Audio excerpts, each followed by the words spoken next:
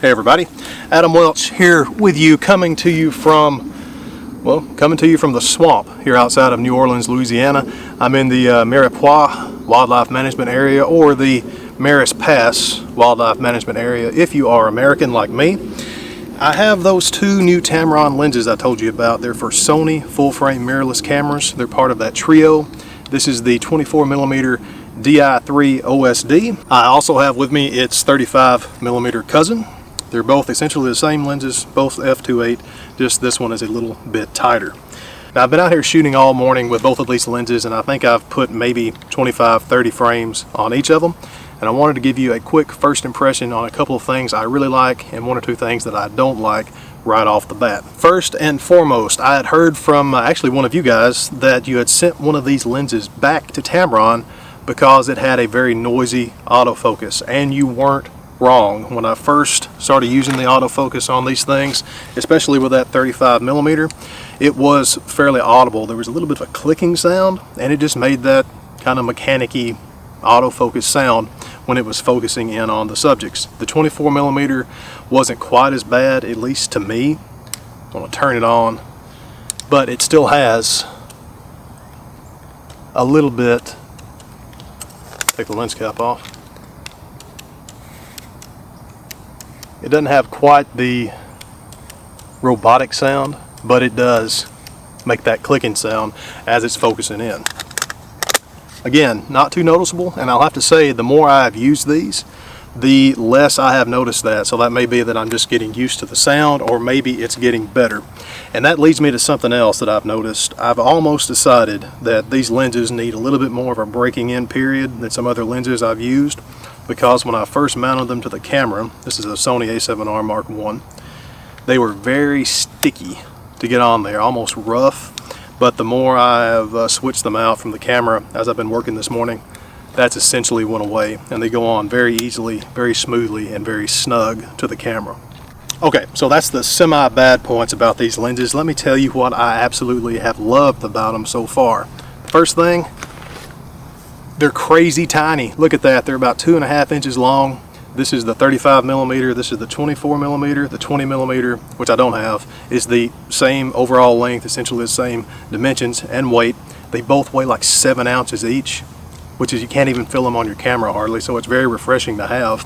And that 35mm, which, if you're familiar with Sony full-frame lenses, is more or less a clone of that Sony Zeiss Sonar, the 35mm f2.8, right down to that flush cap style lens hood, which I absolutely love, and it makes it, the form factor, even smaller than the 24mm. I think the 35mm out of the two so far has been my favorite. Second thing I really like is that MOD. If you're not familiar with MOD, that is the minimum object distance. The 24mm has an MOD of about 4.7 inches. The 35mm has an MOD of 5.9. If I'm not mistaken, the 20mm has an MOD of 4.3 inches. I could be wrong about that.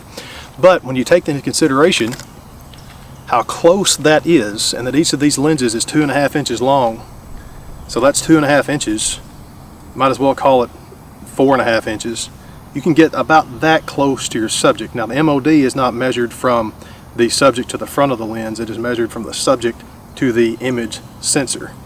So yeah, it's a little bit wild.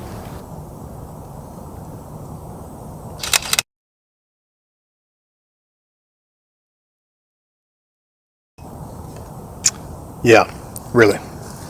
Sharpness has been absolutely fantastic, even down to f2.8. Of course, I've only looked at them on the back of the camera, but overall, extremely pleased with the sharpness. The contrast has been great so far, again, on the back of the camera. I'll let you know a little bit more about the actual image quality later on in the review when I'm able to review these images. Alright guys, I'm going to shut up, get back out here, get to work while I've got some decent light. Fun fact, alligators do not hibernate. They brumate, which is not the same thing. Definitely not the same thing. Okay, now we are back in the cozy confines of Lightroom Classic CC here.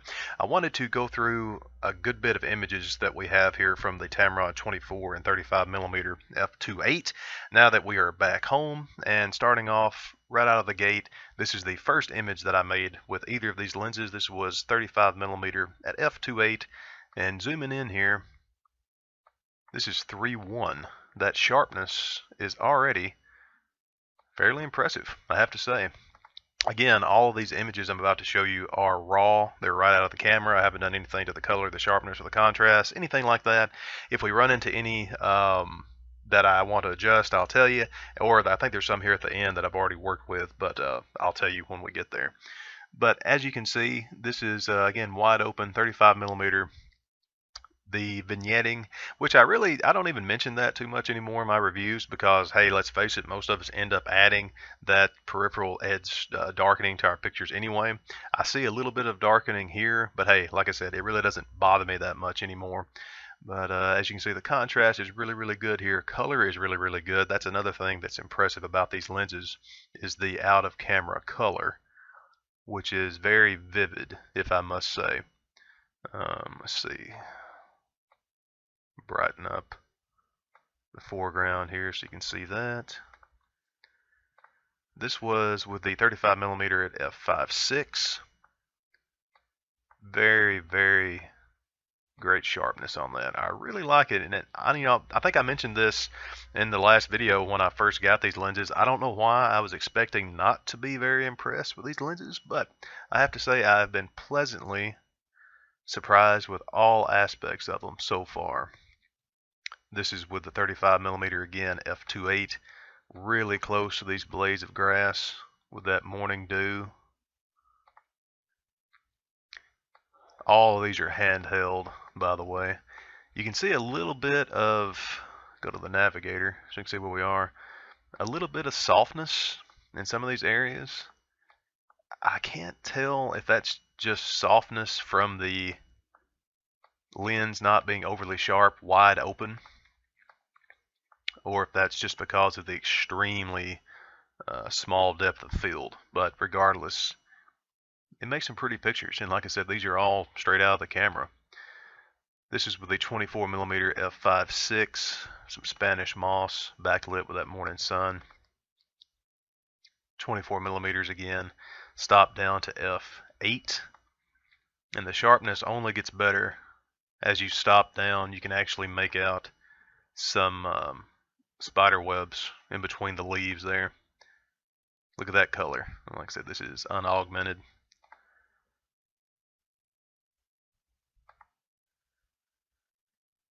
Increase the exposure on that just a little bit. That's 24 millimeters f2.8 again. Even moving out to the corners, you really don't see any noticeable edge softening or chromatic aberration, even wide open here. And I will mention that these lenses, of course, they're for full frame Sony mirrorless cameras, essentially the A7 series. And I was using this on the A7R Mark I, so yeah, I'm an old guy. But they say they support the in-camera chromatic aberration control, so that might be why you're not seeing too much or any chromatic aberration with these lenses. And I don't know, like I said, I'm not even sure if my A7R has the in-camera chromatic aberration control, so who knows. But in any case, if you're using the A7R series or the A7 series, any of those, A7S, I don't think you're going to have to be worried about chromatic aberration with either of these lenses. Well, and as I say that, there's a little bit of chromatic aberration right there. So let's just go down to the lens corrections to see if we have a profile for these. And I'm not seeing it as of yet. The closest I think we have is the, at least what Lightroom's telling me, is that 28 to 200 millimeter. So let's just go in and manually remove the chromatic aberration ourselves. It's a little bit of a aquamarine bluish tinge. So let's go to about to there. And there you go. No more chromatic aberration. Again, that's interesting. I'll have to look into that a little bit more. Moving right along here. Great color. That's just beautiful on that really dark swamp water background. I really like that. This was 35 millimeter lens at f8. Back that up a little bit. There we go. Great sharpness there. Absolutely beautiful colors and contrast. Excellent. I went a little crazy with this tree that was out in this field. I guess you can say it was outstanding in its field. But a lot of the same similar composition, just a little bit different in terms of aperture and exposure. This is 24mm f8. What more can I say about the sharpness there? That is gorgeous. The colors again are gorgeous. That's 24mm f4.5. Beautiful. Oh, and this was the image that I shot to test the MOD. This is with the 24mm. This is 24mm f2.8. This was the one from the clip where I got approximately 4.7 inches away from these blades of vegetation. And we'll look at that one a little bit more closely. I'm still trying to get used to that super close minimum object distance. Now these aren't true macro lenses. A macro lens is any lens with a magnification ratio of 1:1 or smaller. These have, I think, a 1:2 magnification ratio. So of course, they're not a real macro lens, but you can just get crazy close to things. That's still so wild to me. So yeah, anyway. So chugging right along here, beautiful color, absolutely gorgeous color, gorgeous sharpness. These, I think this was, 24mm f4.5. You can already see, let me down that exposure just a little bit. You can already see a fairly decent starburst coming through here. This was relatively wide, f4.5.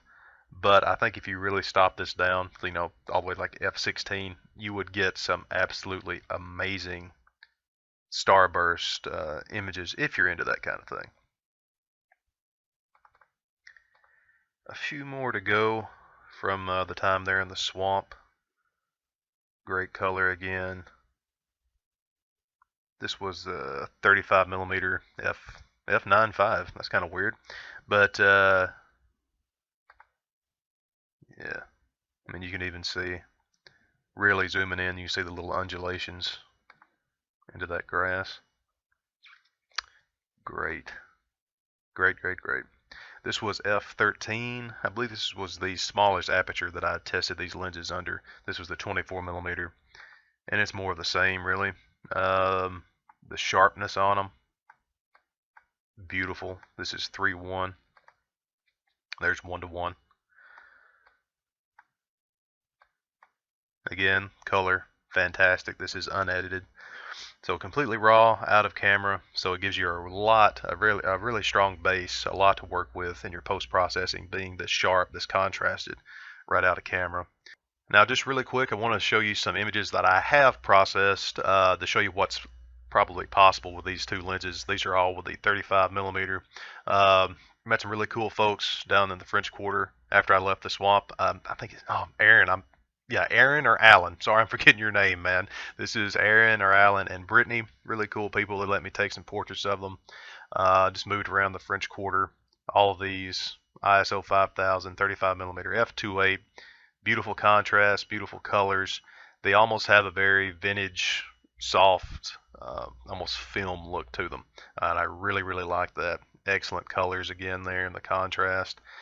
And I don't know, I wasn't expecting that much out of them, but we've moved from landscapes to street and portraits. Especially this 35mm, I am truly, truly impressed with them. Okay, so what is the end game here when we're talking about Tamron's new set of fast prime budget lenses for Sony mirrorless full frame cameras? Reaching way back, my A7R was released, I think, in March of 2013, if I'm not mistaken.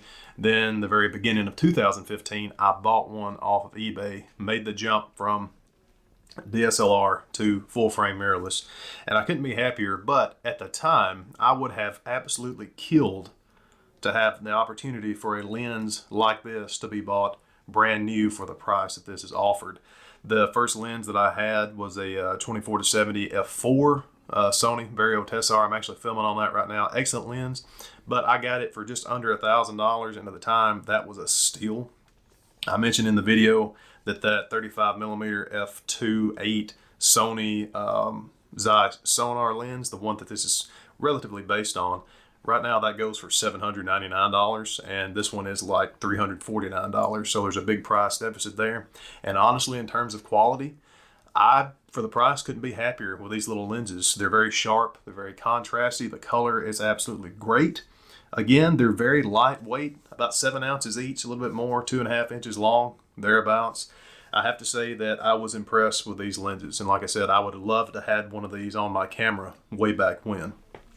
Now, there are a few points that I want to discuss, namely that audibility of the autofocus. And I have to say that it is pretty loud. I actually had the bright idea to film this video using the 35mm version of this lens just so I could see the effects of the AF, how noticeable it would be if you decided to do video with one of these lenses. And I had to scrap that video, folks. I actually made a quick sample just so you'll know what I mean.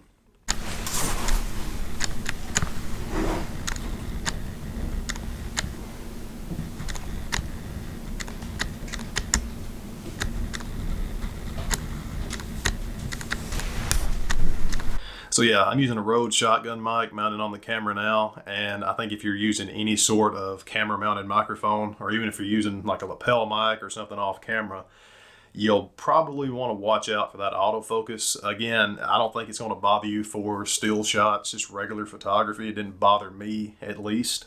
But yeah, that autofocus, as some of you had mentioned in a comment on the last video, it is noticeable, especially for video. Now, I have to say, I think at least it got better as I used the lens.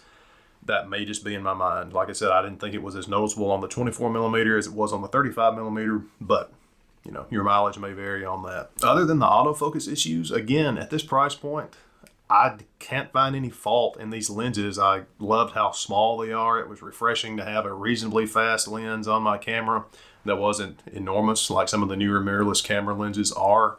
Because, you know, I've mentioned this before with the mirrorless camera revolution that we currently find ourselves in. The cameras are getting smaller, but thusly the lenses are getting bigger because they're getting faster. They're squeezing in more efficient, faster autofocusing systems in there. So now we're finding small cameras but with gigantic lenses, and I don't think that was necessarily the goal of these full frame mirrorless cameras in the beginning. But hey, I could be wrong. Now, one more thing I want to mention about these lenses before I go is that focusing distance, their minimum object distance. You can get insanely close to your subjects with these lenses. The magnification ratio is 1:2, which makes them not exactly a true prime lens, which a macro lens, which any macro lens has a magnification ratio of at least 1:1. But they're still not bad. Like I said, they're not exactly going to be giving you that macro type of magnification, that macro focusing that you might want for whatever type of photography, but they get you pretty close. And in this situation, pretty close is pretty good. Okay, final verdict on Tamron's new little set of prime lenses here. I don't think you can go wrong with them, especially if you have the expectations of that these lenses are budget lenses. The sharpness is outstanding. It's great contrast for you. The color is absolutely superb. We looked at those pictures right out of the camera. They look great without any processing. And again, Tamron, I wish you'd been here like 6 years ago when I got this camera, when you produced these lenses, because hey, well done, I have to say. As always, guys, I would appreciate it if you would let me know what you think about these lenses, if you have used them, especially that 20mm f2.8 version that I didn't test. I'm really curious about that one. So yeah, sound off in the comments down there. If you got anything out of the video, as always, it would really help me out. If you liked, shared, and subscribed, I would really appreciate it. Okay, guys, that is it for this video. I'm Adam Welch. Thank you so much for being here with me. I hope you enjoyed it, and we'll see you next time.